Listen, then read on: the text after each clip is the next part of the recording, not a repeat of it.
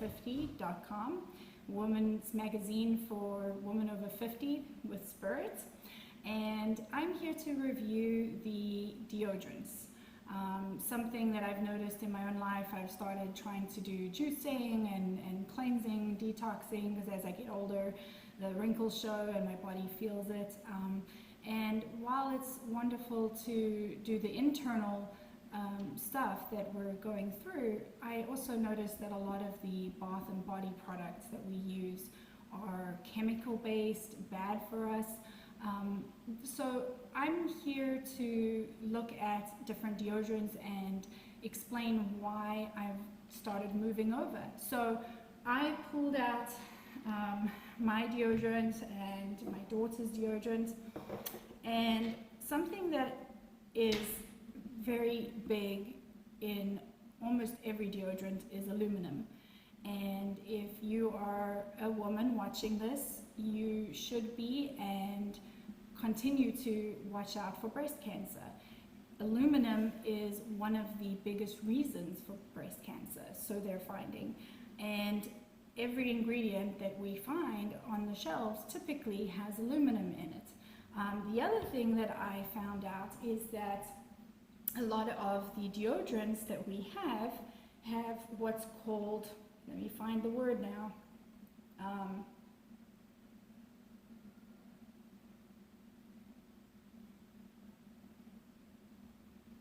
triclosan.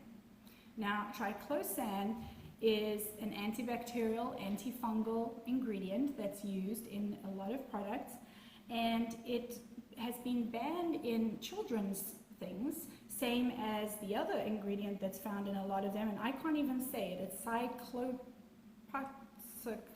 let me put it this way. If you can't say it, it's probably not a good word, okay? It's not a good ingredient to have. And a lot of these ingredients, they've been banned by the FDA in children's products because of the chemicals and the toxicity. Yet in a lot of adult products, they continue to use them. One is because it helps bind products together, it helps the lasting of them.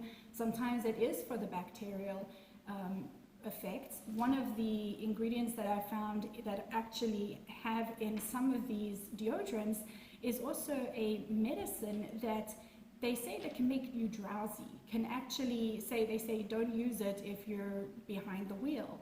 Now, our skin is the biggest organ of our bodies, and if we're putting this stuff on, we're absorbing it. So whether we're taking it as a medication or we're absorbing it as a product on our skin, I would like to think that we probably have the same effects. A lot of these deodorants, they stop the sweat, which means our bodies aren't able to push out the toxins through the sweat. And what ends up happening is that those toxins remain in our bodies and make us sick, hence the cancer and all these other things that they're finding from deodorants. So in order to move away from these deodorants, I decided I was going to start looking at different all-natural deodorants. I like to try and keep myself fit and healthy, and there's nothing worse than being in a gym class or running outside and you just smell terrible. So while it's great that maybe these products stop the sweat, it's actually the bacteria on your skin that is making you smell, not the sweat itself. It's the mixing of the sweat and the bacteria. So obviously we want to try and kill the bacteria but still allow us to sweat. And many natural products have baking soda in, which is, it sounds good, it's great, but baking soda can actually affect the skin negatively. It can cause rashes, it can burn. So many times people say, oh, I used an all-natural deodorant and I hated it because it actually burned my skin, or it, left a rash. And that's true. Baking soda has that tendency to do that. So I went and found 3 different deodorants, all natural, on Amazon that do not have the baking soda ingredients in. They use different things to combat the smell of the bacteria. This one uses a zinc oxide, I think it was, and a magnesium oxide. The native one does the same thing. It uses and again, hate to say it, but it's words that I can't pronounce. So many of them are, it's got triglyceride in, it has hydroxide. Many of these ingredients, while it's wonderful that they maybe use the correct term, it's a little worrisome for me. And then this one I thought was interesting, the aroma one. They don't use the oxides for the bacteria and the sweat. They actually use Himalayan salt. Now, even the Bible speaks about salt cleansing, and salt has that tendency, it cleans out bacteria. So I think that the Himalayan salt is a very good way to go, personally, and I've heard of it before for cleansing the skin, and some of you may even enjoy an Epsom salts bath, same concept. So these three products, should I say, are all lavender-based products. Lavender is soothing for the skin. So I thought I would try these ones, and like I say, they don't have the baking soda, which is great. This one, Ethique, is really cute. The whole concept is to get away from even using the plastic bottles and to try and be natural, health, earth friendly. And while this is really lovely, when I got it, my first thought was, how am I meant to apply it? So it's cute, it looks like a little bar of soap, and perhaps for a bar of soap that would be great. But I still haven't really figured out how to use it without getting myself all gunky. So it feels a little bit like a dry chalk, if you will. And when I apply it, it's really like tough on the skin. And as you can see, it leaves a white markage, and it leaves some of the white stuff that we typically don't like because it damages our clothes. And it kind of feels a little bit like talcum powder, and a little sticky at the same time. So while it has a very, very soft, gentle smell, it's not very strong. You can barely smell what's in there. It reminds me of my grandmother's closet with mothballs. I hate to say that. So again, while that's a really cute concept, they have some genuinely all-natural products. It's cute, but like I say, I think after having tried it and seeing the packaging, and it's not really user-friendly for me, I would push that one to the side. I wouldn't even be comparing them at this point, just because I'm on the go and I like to be fast with what I do, and this one just seems a little bit too much for me. Then we have Native. The company is based out of California.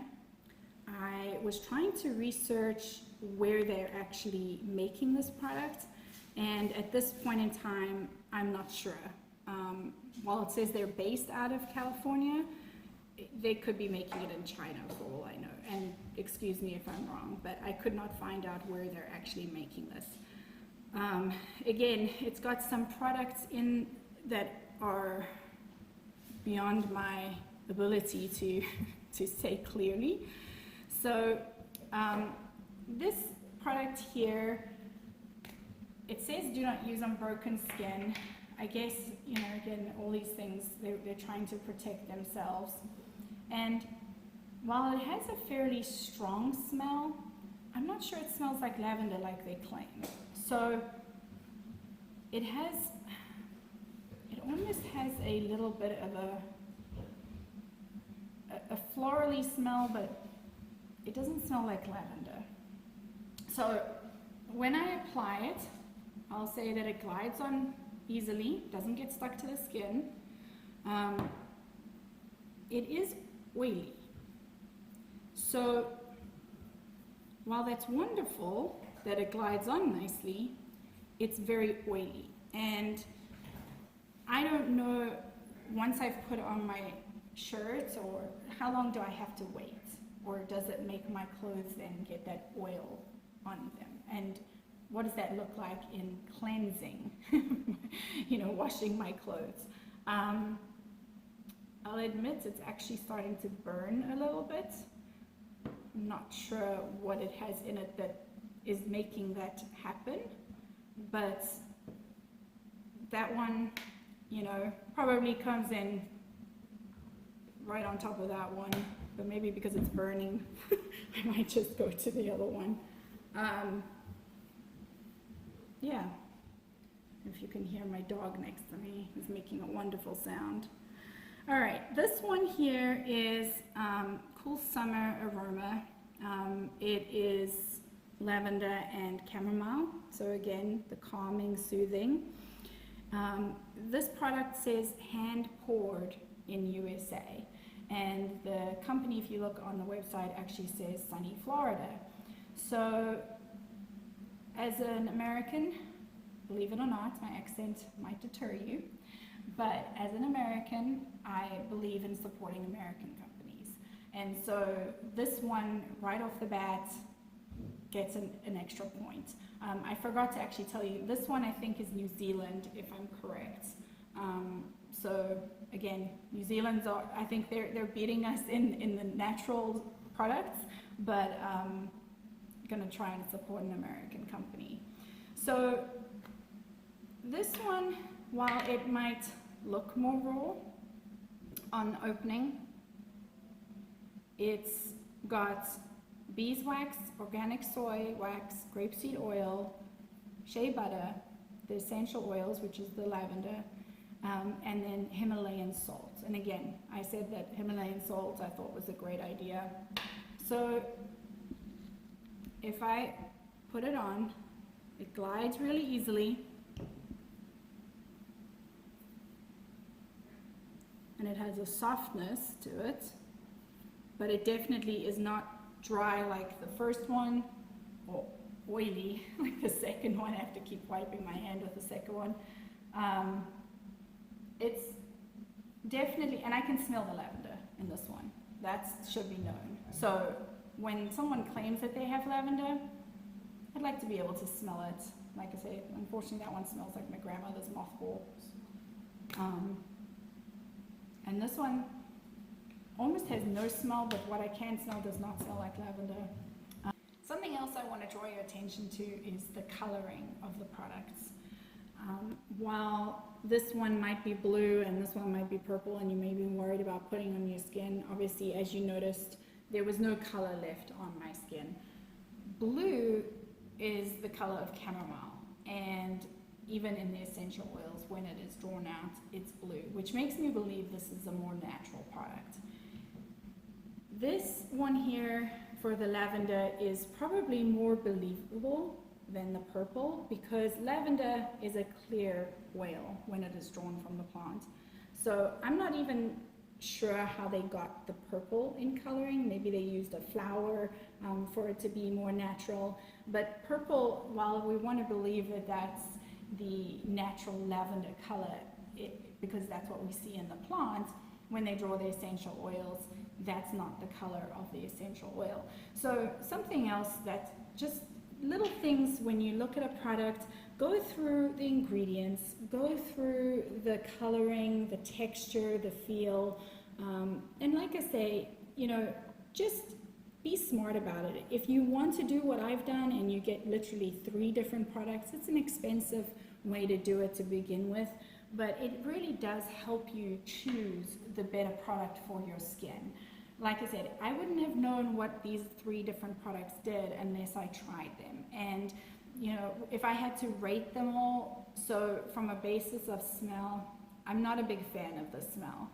It's, as I said, grandma's closet, and I didn't like the way I had to apply it. I didn't like the white that it left on my skin, and it was dry.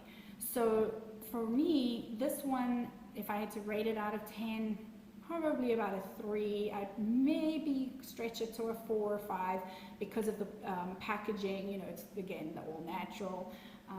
But for me, this is not the product that I would be using going forwards. The native one, besides the fact that it burned when I had it on my skin, I didn't like the oily texture. The smell is good for some part, but not really sure it's the lavender smell. So I question what it is that I'm actually smelling. They also put it as the last ingredient on the product. And if you understand how ingredients are listed, they're usually listed from the biggest ingredient used to the smallest ingredient used.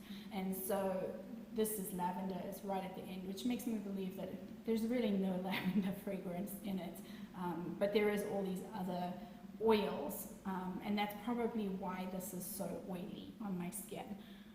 Then, so if I had to rate it, maybe a 5, and if I found out that it was made in the United States, 5.5 perhaps. The aroma one, like I said, it went on really smoothly. It hasn't burned. It smells like lavender tea, chamomile tea. Really has a good smell to it. The fact that they're made in the USA, I believe that they're more healthier from killing the bacteria, like I said, with the Himalayan salt.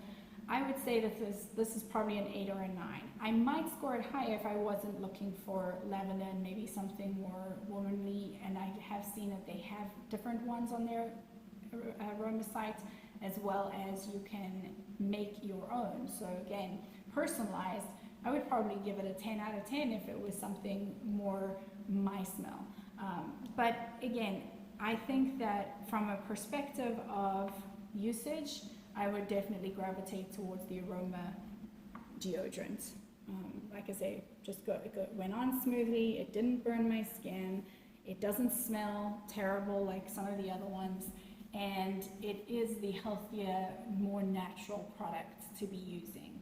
As a woman, this is what I want my children to use, my girls, and my mother, and any other person who's worried about chemicals and toxins in their body.